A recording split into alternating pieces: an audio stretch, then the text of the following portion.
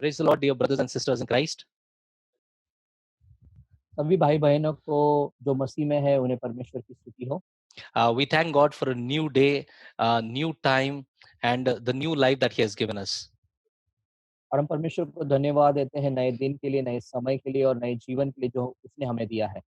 I trust that you all are doing well and growing in Christ, growing in your spirit, and your spirit is becoming strong in these days that we are under lockdown. और ऐसा है, मैं भरोसा करता हूँ कि आप लोग सब बढ़ रहे हैं, आप लोग मसीह में हैं और आप मसीह में बढ़ रहे हैं, जैसे हम इस लॉकडाउन में हैं आप और मजबूत होते जा रहे हैं। So, when Paul speaks to the Colossian church, जब पौलुस कोलोसिया की कलीसिया से बातें करता है, he speaks in Colossians 1, verse 26 to 27.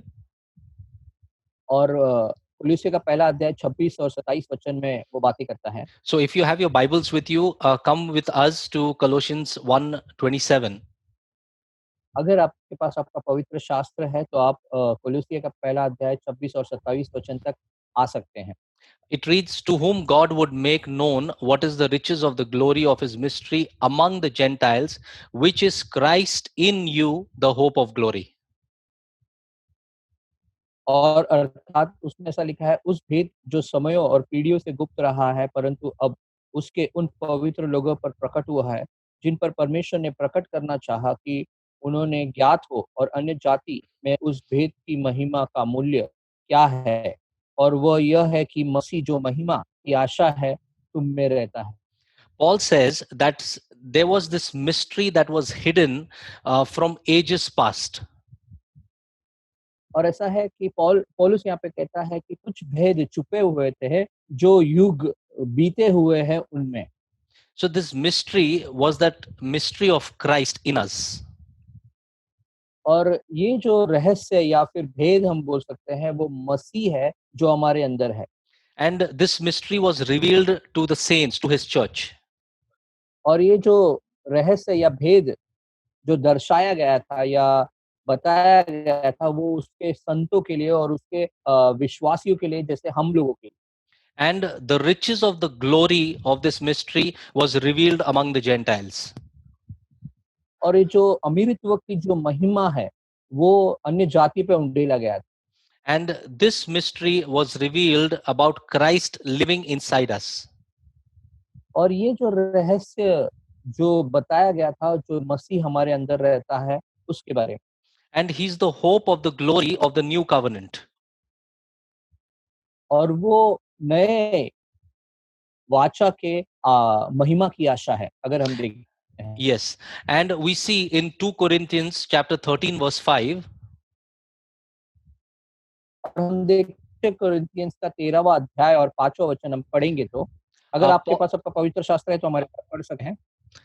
अपने आप को परखो कि विश्वास में हो कि नहीं, अपने आप को जाँचो, क्या तुम अपने विषय में यह नहीं जानते कि यीशु मसीह तुम में है, नहीं तो तुम जाँच में निकम्मे निकले हो। brother will read it again, and please follow as he's reading and give attention to the word of God. और भाई फिर से एक बार पढ़ेंगे, तो जब भाई पढ़े तो आप पूरा ध्यान वचन पे केंद्रित रखें ताकि आपको ये चीज़ें समझ में आएँ। दूसरा कोरिन्थियंस का 13वां अध्याय और 5वां वचन हम देखते हैं। अपने आप को परखो कि विश्वास में हो कि नहीं, अपने आप को जाँचो, क्या तुम अपने विषय में यह नहीं जानते कि यीशु मसीह तुम में है, नहीं तो तुम जाँच में निकम्मे निकले हो। Yes. It says, examine yourselves whether you are in the faith and prove your own selves. Do you not know your own selves how that Christ Jesus is in you? Paul is very clear, and Paul says to the Corinthian church that you must examine yourselves. और ऐसा है कि पौलुस जो कोरिन्थियंस की कलीसिया के लिए यहाँ पे एकदम साफ रीति से बताता है कि हमें अपने आप को जाँचना ज़रूरी है। So the greatest block to the presence of God is our ignorance of His indwelling presence in us. तो जो सबसे बड़ी रुकावट है वो ये चीज़ है कि हम नहीं जानते हैं कि परमेश्वर जो मसीह है वो हमारे अंदर बसता है। Yes. So how do you know that you are in the faith?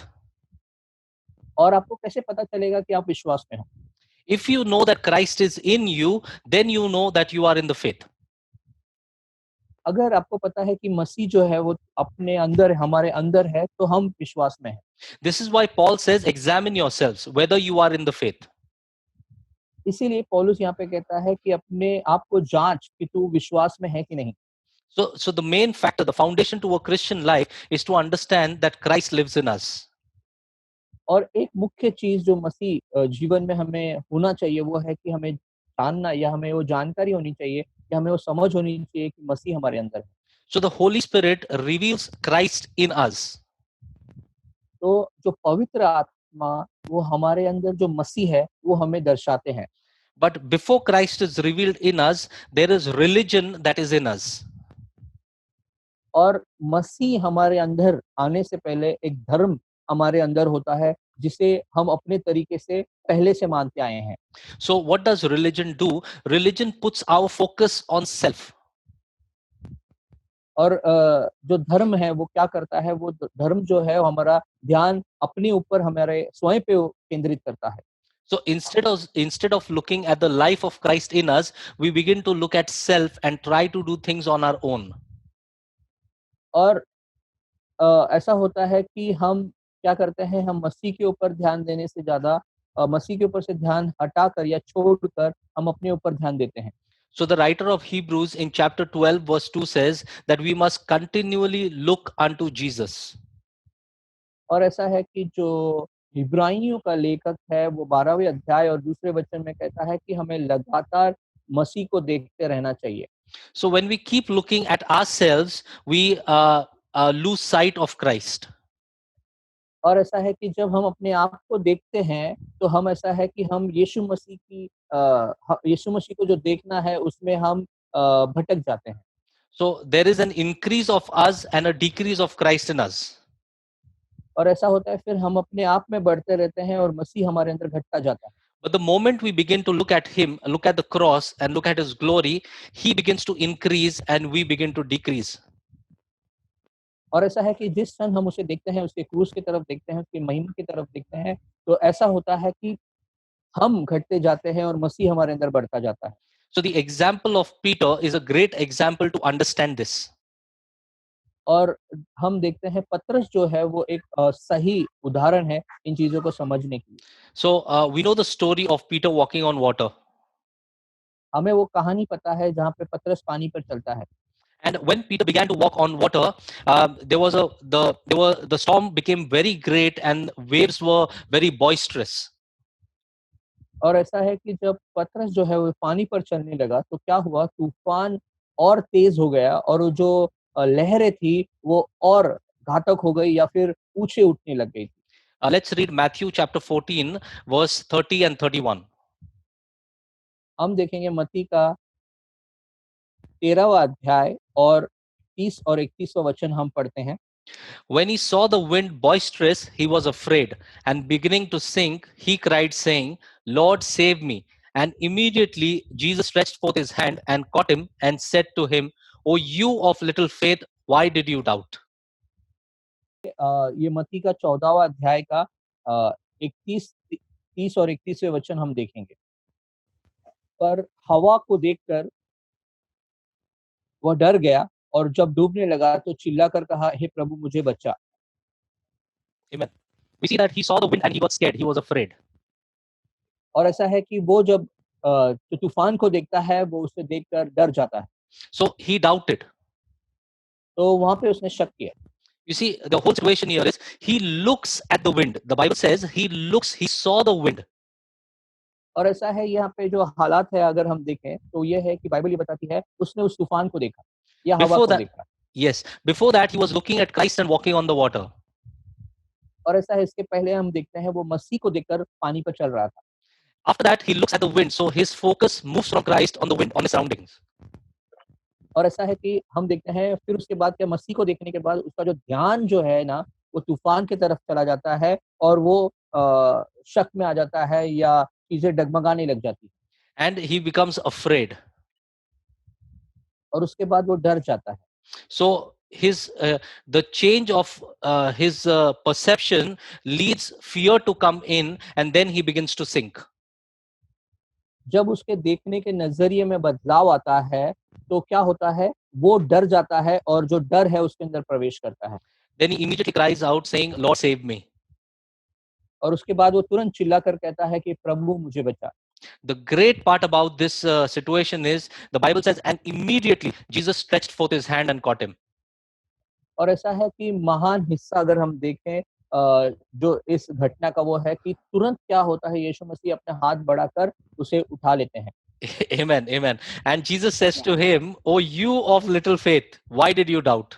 और तो फिर उसी के साथ यीशु मसीह कहते हैं उसे, ए अल्पविश्वासी, या फिर ए तूने विश्वास नहीं किया, तू ऐसा संदेह क्यों करता है। So, what does Jesus mean here? Jesus means that when you're looking at me, you're believing, but the moment you look away, you begin to doubt. और यहाँ पे यीशु मसीह क्या समझाना चाहते हैं, जब तक तू मुझे देखता है तू विश्वास में रहता है, जब तेरी नजरें मेरे से हट जाती हैं तो तू अपने आप संदेह या शक में चला जाता है। Yes. So, our Christian life must be focused on looking at Christ. तो हमारा जो मसीह जीवन है वो हमेशा यीशु मसीह पर केंद्रित होना बहुत जरूरी है। If not, then we also will begin to sink. उस अगर ऐसा नहीं है तो हम भी डूबना शुरू हो जाएंगे। Yes, sink with the wind, with the waves of our surroundings, of the circumstances and situations that come in our life.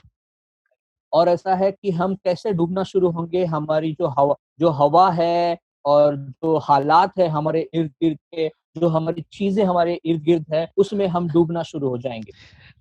Brother Samir, what the church has missed here is this. और भाई समीर, जो कलीसिया ने जो यहाँ पे चूक गई है वो ये है, Everyone preaches of walking on water, हर एक यही प्रचार करता है जो पानी पर चलने की बात, but they miss that walking on water is because of looking at Christ. लेकिन वो ये भूल जाते हैं कि पानी पर चलना वो इसलिए होता है क्योंकि तुम्हारा जो देखना है, तुम्हारा जो ध्यान है वो यीशु मसीह पर है। And many years ago, I preached about walking on water and faith. और बहुत सालों पहले मैंने प्रचार किया पानी पर चलना और विश्वास के बारे में। But by God's grace, today I understand that it's all about looking at Christ. लेकिन परमेश्वर का धन्यवाद हो, परमेश्वर के अनुग्रह से मैं समझ पाया कि ये सारी चीजें प्रभु यीशु पर अपना ध्यान केंद्रित करने की बातें बताती हैं। So our main aim must not be to be successful at walking above a circumstance and situation. तो हमारा जो लक्ष्य ये नहीं होना चाहिए, कि सिर्फ यही नहीं होना चाहिए कि हम अपने सारे हालातों के ऊपर चलते रहें, Our main aim, our focus must be to know Christ. और हमारा सबसे महत्वपूर्ण या प्राथमिकता का जो लक्ष्य होना चाहिए कि हम मसीह को जानें। Yes, the moment we begin to know Christ, we are beginning to be changed from within. और जिस क्षण हम मसीह को जानना शुरू करते हैं ना, हम अंदर से बदलते जाते हैं, हमारा अंदरूनी बदलाव शुरू हो जाता है। So the moment we shift our focus from Him, we stop knowing Him. और जिस क्षण हम अपना ध्यान मसीह से हटा देते हैं, तो हम उन चीजों से भटक जाते हैं। So we cannot be transformed into His image if we don't look at Him and don't know Him. और ऐसा है कि हम यीशु मसीह के स्वरूप में तब तक बदलाव या रूपांतर नहीं हो सकते जब तक हम अपना ध्यान और अपनी चीजें यीशु मसीह पे केंद्रित ना करें। So what happens with religion? तो धर्म के साथ क्या होता है? We begin to live from our own life. और ऐसा है कि हम अपने जीवन से धर्म में जीते हैं। Yes, but in faith, in grace, we live from the life of Christ within us. और जो विश्वास में और अनुग्रह में है, तो हमारा जो जीना है ना, वो मसीह का जीवन जो हमारे अंदर है, उससे हम जीते हैं। So the moment we begin to live from our own life, God is not glorified. और ऐसा है कि जिस क्षण हम अपने जीवन से या अपने तरीके से, अपनी हिम्मत से जब अपने ऊपर निर्भर होकर जीते हैं ना, तो वहां पे परमेश्वर महिमा नहीं पाता है। But when we begin to live from the Christ in us, that life in us, God is glorified by us. और जब हम जो मसीह हमारे अंदर है, उसका जो जीवन हमारे अंदर है, उस मसीह और उस जीवन से जब हम जीते हैं, तो हम पिता को महिमा देते हैं। So when you walk with this understanding that Christ is in you, then you begin to come out of the bondages of religion. तो ये समझ में जब ये समझ लेते हैं कि मसीह जो है मेरे अंदर है, तो ये जो धर्म का जो बंधन है ना, उसमें से आप बाहर निकलना शुरू होते हैं। Yes, and we begin to understand that walking in the Spirit is also walking in His grace. और हम समझ में आता है कि जब हम उसकी आत्मा में चलते हैं, तो इसका मतलब है कि उसके अनुग्रह में हम चल रहे हैं। So what does religion teach us? तो धर्म जो है वो हमें क्या सिखाता है? Religion always confuses us whether Christ lives in us or not. तो जो धर्म है ना वो हमेशा हमें गड़बड़ी में डालता है कि क्या मसीह मेरे में है कि नहीं है, इस तरीके से। Yes, the Bible says that we died, और बाइबल बताती है हम मर गए and today Christ is our life. और आज मसीह हमारा जीवन है। And we've also learned that Christ died so that we can live. तो हम ये भी सीखते हैं कि यीशु मसीह मरे ताकि हम जी सकें। See, the first scripture and the second scripture that we took from Colossians and from the second book of Corinthians, Paul begins with, "Don't you know?" और ऐसा है कि जो वचन हमने पहले कुलुस्सी में से लिया और फिर कुरिन्थियंस में से लिया, तो पौलुस की शुरुआत जो है ना, वो इस तरीके से, क्या तुम नहीं जानते? Uh, when you don't understand Christ is in you, how are you sure of your salvation? और ऐसा है कि जब आपको ये यकीन ही नहीं है, आप ये जानते ही नहीं है, ये यीशु मसीह तुम्हारे अंदर रहता है, तो तुम अपने उद्धार के लिए कैसे यकीन करते हो? Now, we are not causing you to doubt on your salvation. We just want you to understand that the person who lives in you is salvation. और ऐसा है कि हम अपने आप अभी आप ये बात को पहले से समझ लीजिए, ये साफ रीति से हम कह रहे हैं कि हम आपको ये नहीं बता रहे कि आप अपने उद्धार पे शक करें, लेकिन हम ये बता रहे हैं कि जो मसीह आपके अंदर रहता है ना, वो ही आपका उद्धार है। So, when we hear the gospel and when we receive Christ, we accept his life.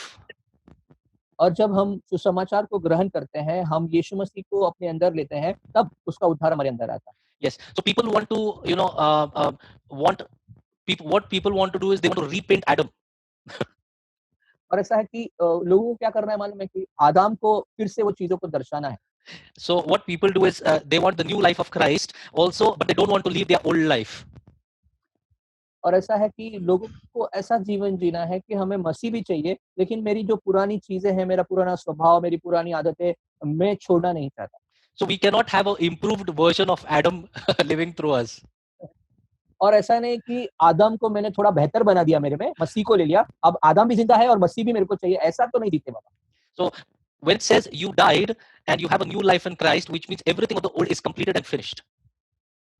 और ऐसा है कि जब आप मरते हो और यीशु मसीह का नया जीवन तुम्हारे अंदर है, तो इसका मतलब है कि हर एक जो पुरानी बातें हैं ना, वो वहाँ पे ही खत्म हो गई है। It is a full stop to your old life. और ऐसा है कि जो तुम्हारा जीवन है ना, जो पुराना जीवन है ना, उसपे फुल स्टॉप या वो वहीं पे ही खत्म हो गया है। So, it is a full stop to the Adamic nature ruling through you and in you. और जो आदाम का जो स्वभाव है, जो तुम्हारे अंदर कार्य करता है या तुम पर शासन करता है, वो वहाँ पे ही खत्म हो जाता है। And we live a life uh, as the sons of God and the daughters of God. और हम एक ऐसा जीवन जीते हैं जैसे हम परमेश्वर के पुत्र और परमेश्वर की पुत्रियाँ हैं। So, the self-centered nature, looking at self, is completely removed. और ऐसा है स्वयं केंद्रित जो स्वभाव है, उस पर हम जो देखते हैं, हम स्वयं केंद्रित होते हैं, वो सारी चीज़ें ना हमारे अंदर से निकल जाती है। And then we begin to know Christ, and Christ begins to increase in us. और उसके बाद हम मसीह को जानना शुरू करते हैं और मसीह हमारे अंदर बढ़ता जाता है। See, this is also seen in the parable of the sower. और ऐसा है कि जो बोने वाले का, ये देखो, ये चीज़ें जो देखी गई है ना, वो बोने वाले दृष्टांत में भी देखी गई। So, we can see the scripture in Matthew chapter 13, also in Mark chapter 4. और ऐसा है कि ये चीज़ें मत्ती का 13वां अध्याय और मरकुस का 4वां अध्याय में हम देख सकते हैं। So, we read here that a sower went to sow. और हम यहाँ पे पढ़ते हैं कि बोने वाला बोने निकला। So, some seed fell on the wayside, और कुछ जो बीज थे ना, वो मार्ग के किनारे गिरे।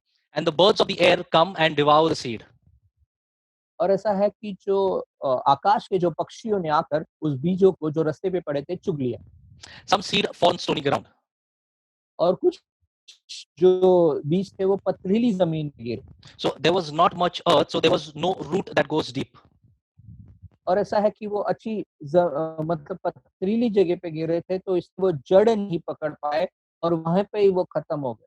And Jesus says, when the sun was shining bright, it was scorched, and because it had no root, it withered away. और ऐसा है कि यीशु मसीह कहते हैं कि जब सूरज अपने अपने तरीके से चमका, तो जो सूरज की गर्मी ने उसे जला दिया, इसी वजह से वो जड़ नहीं पकड़ पाए। So the first one fell on the wayside, the second fell on a stony ground. पहली जो बीजें जो गिरी वो है रास्ते पर गिरी, और दूसरी जो बीजें जो गिरी वो पथरीली जमीन पे गिरी। And Jesus continues and says, the third falls among thorns. और ऐसा है कि तीसरे जो बीजें जो गिरी है वो ऊंट कटारों में या कांटों में गिरी। Yes. And it says the thorns grew up and choked it and it yielded no fruit. जो कांटे थे, ऊंट कटारे थे, उन्होंने उसे दबा दिया और वो फल नहीं ला पाए। And the fourth kind of seed fell on good ground. और जो चौथा प्रकार का जो जमीन था ना, वो अच्छी जमीन पे गिरा। And it yields fruit, it springs up, it increases and produces 30, some 60, and some 100-fold. और अच्छा है कि अच्छी जमीन पे गिरने के कारण उन्होंने जड़ पकड़ा, फिर उसके बाद उन्होंने फल लाया, किसी ने 30 गुना, 60 गुना और 100 गुना। So we usually understand these scriptures on the basis of how much are you rooted in the word. और ये जो वचन हम समझते हैं कि कितना मैंने वचनों में जड़ पकड़ा है। So people usually live an old life and also try to inculcate the word within that old life. और ऐसा होता है कि जो लोग हैं ना, वो पुराने जीवन में, पुराने स्वभाव, पुराने चीज़ों में रहते हैं और वो चाहते हैं कि ये वचन उनके अंदर जड़ पकड़े। So the thinking that is built is that we must believe the scriptures and then we must withstand persecution and we must say no to the riches of this world. That makes us good Christians. और ऐसा होता है कि हमें ये समझते हैं या समझाया जाता है कि हम वचन को लें और हम जो हमारे ऊपर जो ताड़ना या सताव आएगी, उन चीज़ों को सहें और जो संसार की जो अमीरित्व है उसको छोड़ दें या उससे दूर रहें, और ये हमें एक अच्छा मसीह बनाता है, ये चीज़ें बताती हैं। But does Jesus mean this for us to be disciples who are going to bear fruit? क्या यीशु मसीह ने हमें ये बताया था कि जो शिष्य है वो इस तरीके से जड़ पकड़ेंगे या इस तरह से उनके फल होंगे? Only by doing this can we bear fruit? क्या यही चीज़ करने से हम फल उत्पन्न कर सकते हैं या फलवंत हो सकते हैं? Because if it is so, then why did Christ die? What was the need for him to die? अगर सिर्फ यही चीज़ करनी थी जो हमने पहले आपको बताई, जो 4 चीज़ें हमने आपको बताई, वही चीज़ करनी थी तो मसीह हमारे लिए क्यों मरा? Because if Christ has died and we died with him, then we have a new life. We become a new creation, a new creature. और ऐसा होता है कि अगर हम मसीह के साथ मरे, तो हम जैसे मसीह उठा, तो हमें भी एक नया जीवन और नया स्वभाव, नई चीज़ें, एक नई सृष्टि करके हम खड़े हो जाते हैं। Amen. So we see in Mark chapter 4, verse 13, Jesus tells his disciples, don't you know this parable? And how then will you know all parables? This is the crux, this is the foundation. और ऐसा है कि तब जो यीशु मसीह है वो अपने शिष्य को कहते हैं कि क्या तुम इस सब दृष्टांतों को नहीं समझते? तो बाकी की बातें तुम कैसे समझोगे? तो यही जो चीज़ है वो सारी बातों की नींव है। Because if we are ignorant about the seed and the sower and about how it works, then we are ignorant of his life. अगर हम जो बोने वाला है, जो बीज के बारे में हम समझ नहीं रखते, हम उन चीज़ों को अनदेखा करते हैं, तो हम अपने जीवन में भी बहुत सारी चीज़ें अनदेखा कर रहे हैं।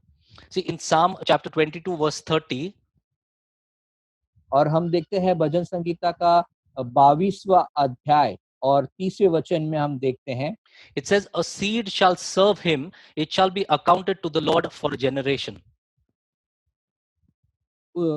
भजन संगीता का 22वां अध्याय और 30वें वचन में ऐसा लिखा है, एक वंश उसकी सेवा करेगा और दूसरी पीढ़ी से प्रभु का वर्णन किया जाएगा।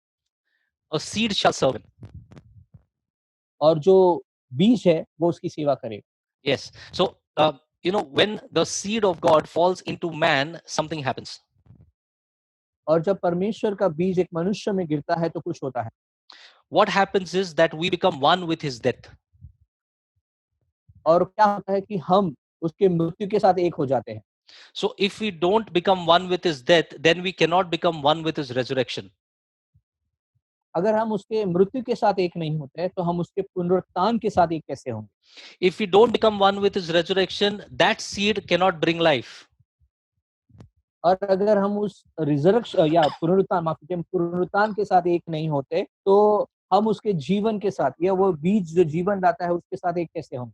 So, if we don't become one with his death, we don't become one with his resurrection, then we cannot even bear fruit. अगर हम उसके मृत्यु के साथ एक नहीं होते, अगर हम उसके पुनरुत्थान के साथ एक नहीं होते, तो हम कैसे फलवंत हो सकते हैं, हम फल कैसे लाएंगे? So our heart is that ground wherein the seed of God falls. और हमारा हृदय वो जमीन है जब परमेश्वर का जो बीज है वहां पे गिरता है। So we cannot bear fruit if there is something else that is already there in that ground. अगर हम देखें तो हम फलवंत नहीं हो सकते। क्यों नहीं हो सकते? क्योंकि अगर वो जमीन में पहले से कुछ है तो वो बीज जमीन पकड़ ही नहीं पाएगा। See, on the ground that was stony, there were stones. That's why that seed could not bear fruit. पथरीली जो जमीन थी ना, उस पे पत्थर थे, इसके वजह से वो जड़ नहीं पकड़ पाया बीज। The other ground, there are thorns. That's why it cannot bear fruit. और दूसरी जगह पे हम देखते हैं जमीन थी, वहाँ पे ऊंट कटा रहे थे, कांटे थे, जमीन में जड़ पकड़ा लेकिन वो फल नहीं दे पाया क्योंकि वहाँ पे कांटे। The third ground is accessible by the birds of the air. That's why it cannot bear fruit. और तीसरी जो जमीन की हमने बात की है वो ये है कि वहाँ पे जो है पक्षियों ने आकर उन बीजों को चुग लिया था। So, what is that good ground? That good ground is the ground where nothing else is there, only the seed comes and then it bears fruit. और जो अच्छी जमीन है वो क्या दर्शाती है? अच्छी जमीन ये है कि उस जमीन के अंदर कुछ नहीं है, सिर्फ ये बीज आकर उस जमीन में गिरता है और वहां पे से वो फल लाना शुरू करता है। So, the seed has got life in it. और जो बीज है ना उसके अंदर जीवन है। And that seed comes and falls into the ground, dies, and then gives life and bears fruit. और वो जो बीज है वो जमीन में आता है, वो वहां पे गिरता है, वहां पे मरता है, फिर वहां से वो उठता है और फिर फल लाता है। This is how Paul understood it, and he mentions it in Galatians chapter 2, verse 20. और उसी तरीके से यही चीज पौलुस जो है वो समझ गया था और वो गलतियों का दूसरा अध्याय और 20वें वचन में ये कहता है। Paul is very clear when he says that it is not I who live, but Christ who lives in me. और पौलुस ये समझ गया था और वो कहता भी है कि अब मैं जीवित न रहा लेकिन मसीह जो मुझ में है वो जीवित है। So he's very clear that I have been crucified with Christ. So Christ is that seed that falls and dies, and now it bears fruit. और ऐसा है कि वो यहाँ पे साफ रीति से पौलुस सीधे रीति से और साफ रीति से बताता है कि अब मैं नहीं लेकिन जो मसीह है जो मुझ में है, जो मरा फिर जी उठा और ये मसीह जो है वो मेरे द्वारा फल लाता है। So until Christ is revealed in you, until Christ is revealed in me, we cannot bear fruit. और जब तक यीशु मसीह हमारे हमारे व्यक्तिगत हमारे अंदर या तुम्हारे अंदर जब तक वो दर्शाया नहीं जाए तब तक वो फल नहीं ला सकता। So most of the church, to most of the church, Christ is revealed to them. और ऐसा है कि बहुत सारी कलीसिया को यीशु मसीह अपने आप को उन्हें दर्शाता है। So many of us, Christ has been revealed to us. और हम सभी के लिए यीशु मसीह हमें दर्शाया गया है। But it does not stop there. Paul says Christ has to be revealed in you also. और उसी तरीके से पौल वहां पे नहीं रुकता है। पौलुस ये कहता है कि तुम्हारे व्यक्तिगत रूप से तुम्हारे अंदर यीशु मसीह दिखना चाहिए या दर्शाया जाना चाहिए। So if Christ is only revealed to us, then whatever we are building in vain until Christ is also revealed in us. और ऐसा है कि मुझे जैसे हम देखते हैं कि यीशु मसीह हम पर दर्शाया गया और उसके ऊपर अगर हम कुछ भी बांधते हैं या तैयार करते हैं तो वो सारी चीजें उसका कोई मतलब नहीं रहा क्योंकि वो चीजें सही तरीके से हुई नहीं है। See, we'll take an example of Paul. देखो हम एक उदाहरण लेंगे पौलुस का। When Paul is Saul and Jesus encounters him, he becomes blind.